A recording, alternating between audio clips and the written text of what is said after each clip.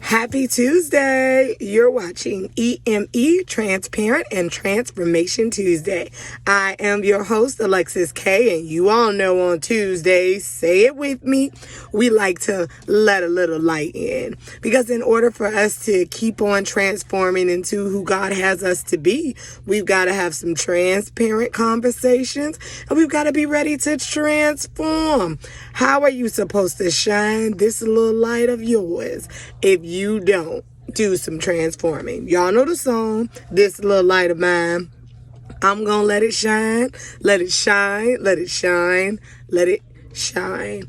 So again, we've been talking about the fruits of the Spirit, and we are all the way up and through to self-control.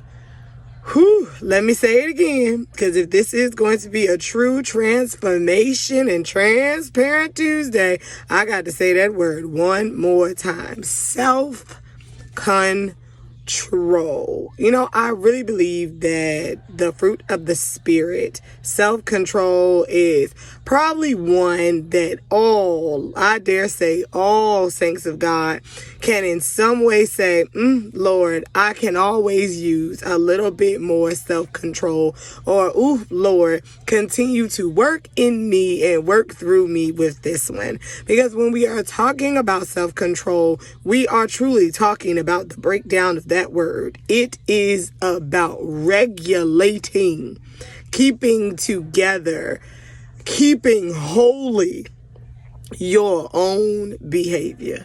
And Lord knows, while we know that the spirit is willing, the flesh is weak. We face so many trials, tribulations, issues, arguments, emotions that go up and down, that self-control can be one of the hardest fruits of the Spirit to yield to.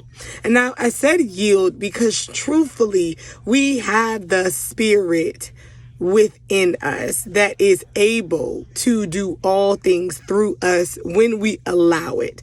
And self-control happens to be that fruit that we really have to lean on God to produce within us, because we can lose control. And I'm not just talking about the anger losing control, but also the losing of control of just emotions in general. When we are overwhelmed, when we are depressed, even letting depression take hold of you to the point that it is the determining factor in your life, is a piece of self-control not being used. Because the Bible already tells us that because Jesus has overcome the world and we are given the Spirit to overcome, we are capable of not being shackled to anything, any emotion, any situation that will take hold of us and then bring out that character, that old man that we have died to. But again, it takes a level of yielding. And I just wanted to take y'all briefly to Titus chapter 1. And we know that in Titus, they're kind of giving you the posture of a good minister, a good leader, if you would say, in chapter 1. And while we look at this in context, and it really is about leadership for all of us, the Bible tells us that we all need to be worthy, work towards being worthy of this call. So in some way, we all are leaders in some way on this Christian walk. And so I love that 8. It was starting at 7, and it was talking about the bishops, that they should be blameless and stewards of God, not quick-tempered. And then it goes into that they should be hospitable, a lover of what is good, sober-minded, just, holy, self-control, holding fast to the faithful word as he has been taught.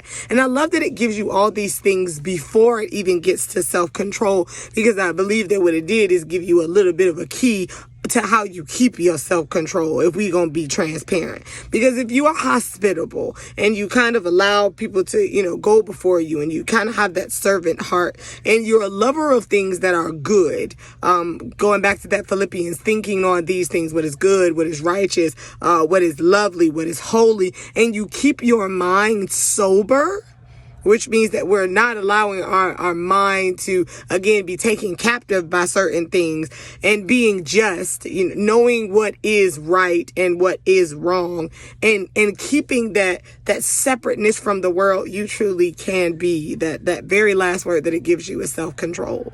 That it takes a lot of the fruits of the Spirit, moving all the way up to this one, to help you with self-control. So if it is, again, not one of the fruits that you produce as often, then some things to consider for your life is, are you hospitable? Are you a lover of what is good? Do you keep yourself sober minded? Do you know what is right and wrong?